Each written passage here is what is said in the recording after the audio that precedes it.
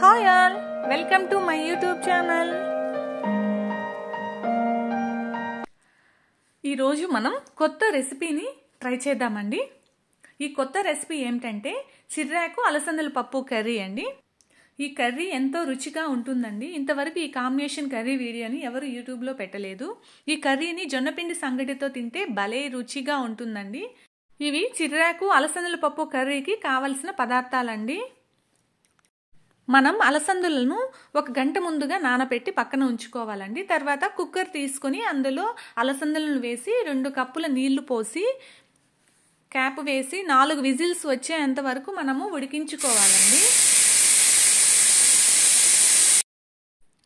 అది ఉడికేలోపు మనం జొన్న సంగటి ప్రిపేర్ చేద్దామండి. 1 గ్లాసు రేషన్ బియ్యం తీసుకొని బాగా కడిగి నానబెట్టాలండి. స్టవ్ పైన ఒక పాత్రలో నీళ్లు పోసి ఎసురు పెట్టాలండి.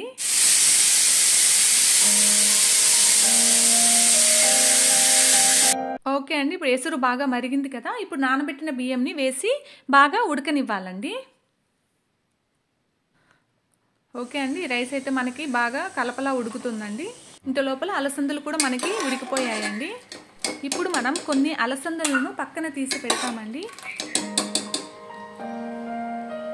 ఇప్పుడు ఈ అలసందల్లో ఉన్న వాటర్ అంతా కూడా వడకట్టి పక్కన పెట్టేస్తామండి.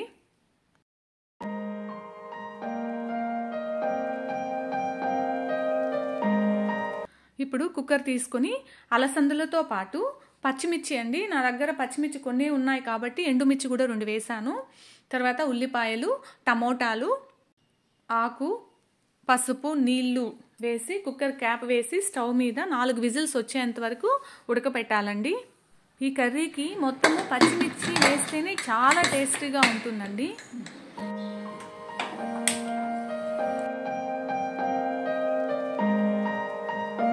ఓకేనండి, ఇప్పుడు బియ్యం కూడా బాగా ఉడుకుతూ ఉందండి. ఇట్లా మనం ఇప్పుడు కలబెట్టి చూసి కొంచెం పట్టి చూడాలండి. ఓకే, బాగా ఉడికిపోతుంది. జొన్న పిండిని 1/2 కప్పు ఇందులో వేసి మూత పెట్టి 1 నిమిషం పాటు ఉడకపెట్టాలండి. జొన్నపిండిని వేసి ఎక్కువసేపు ఉడకపెట్టామనుకోండి ఆ జొన్నపిండి అంతా కూడా గడ్డలు కట్టిపోతుంది. ఇప్పుడు మనము ఈ జొన్న సంగటిని నేను కవ్వంతో కెలుకుతానండి. అట్లా స్టవ్ పైనే పెట్టేసి బాగా అట్లా తిప్పేస్తాను. ఓకే, ఆకైతే ఉడికిపోయిందండి. ఇప్పుడు చింతపండు వేసి ఒక 3 మినిట్స్ పాటు ఉడకపెట్టాలండి. చింతపండుని ఒకేసారి ఆకుతో పాటు కూడా వేయచ్చండి, బట్ కలర్ అనేది చేంజ్ అయిపోతుంది, చాలా బ్లాక్గా వచ్చేస్తుందని నేను తనిగా వేసి కొద్దిసేపు అట్లా ఉడికి పెడతానండి. ఇప్పుడు ఈ మిశ్రమాన్ని రాళ్ళ సెట్టులోకి తీసుకుంటానండి.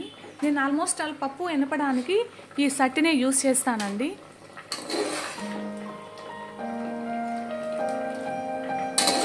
ఈ మిశ్రమంలో రాళ్ళ ఉప్పు తగినంత వేసి బాగా ఎనుపుతానండి. ఎందుకు రాళ్ళ సెట్ అంటే ఈ ఆకంతా కూడా బాగా నున్నగా మెదుగుతుందండి ఈ రాళ్ళ సెట్టులో వేస్తే. మామూలుగా మనం కుక్కర్లో వేస్తే అంత స్మూత్గా రాదు. ఇప్పుడు మనం ఇందాక తీసి పెట్టుకున్న అలసందలను దీంట్లో వేసి కొద్దిసేపు అది కలిపెట్టి కొంచెం వాటర్ పోస్తానండి.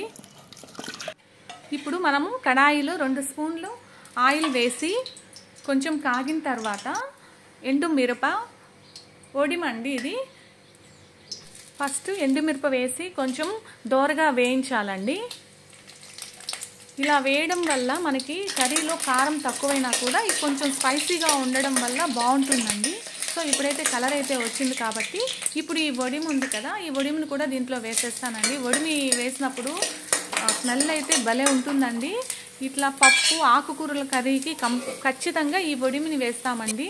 ఇప్పుడు కర్రీ లీవ్స్ కూడా వేసి కొంచెం బాగా ఫ్రై చేయాలండి. మనకి స్మెల్ అయితే అదిరిపోతుందండి.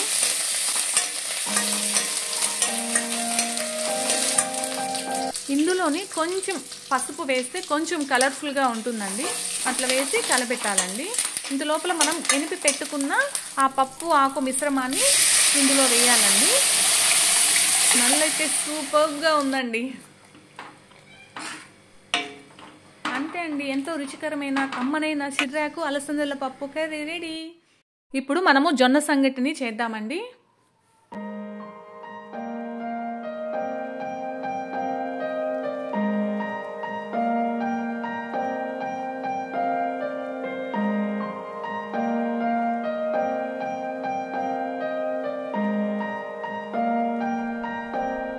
చూడండి ఈ సిర్రాకు అలసందల పప్పు కర్రీ ఎలా ఉందో కదా.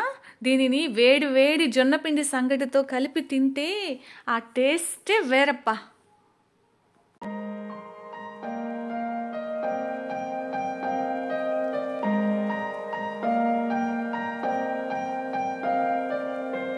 ఇప్పుడు మీకు ఒక టిప్ చెబుతానండి. ఈ గ్యాస్ రబ్బర్ చూడండి పగిలిపోయింది కదా ఇక్కడ. సో మీకు ఇలాంటి పరిస్థితి వచ్చిందా? అయితే మీరు ఇలా జరగకుండా ఉండాలంటే ఈ రబ్బర్ను మనం యూజ్ చేసిన తర్వాత, అంటే కుక్కర్ మూత నుంచి తీసేసి నీళ్ళల్లో 15 నిమిషాల పాటు ఉంచాలండి. సో ఇలా ఉంచడం వల్ల మనకి గ్యాస్ రబ్బర్ అనేది ఎక్కువ కాలం మన్నిక అవుతుందండి. సో ఈ టిప్ మీకు నచ్చింది కదా. ఈరోజు మనం కమ్మటి సిర్రాకు అలసందల పప్పు కర్రీని మరియు జొన్నపిండి సంగటిని ఎలా చేయాలో ఈ వీడియోలో చూసాం కదా. మీకు నచ్చినట్లయితే లైక్ చేయండి, షేర్ చేయండి, తప్పకుండా సబ్స్క్రైబ్ చేయండి.